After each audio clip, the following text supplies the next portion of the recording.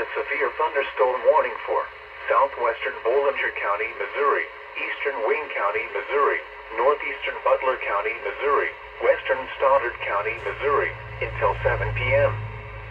At 6:12 p.m., severe thunderstorms were located along a line extending from near Greenville to near Puxico to near Dudley, moving northeast at 20 miles per hour.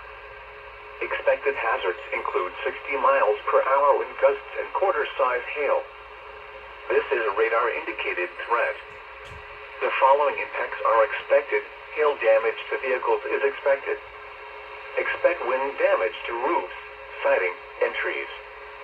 Locations impacted include Poplar Bluff, Dexter, Bloomfield, Greenville, Lake Wapapalo State Park, Puxico, Jisk, Dudley, Wapapalo, Shook, Cascade, Grassy, Zalma, and Ron Bauer.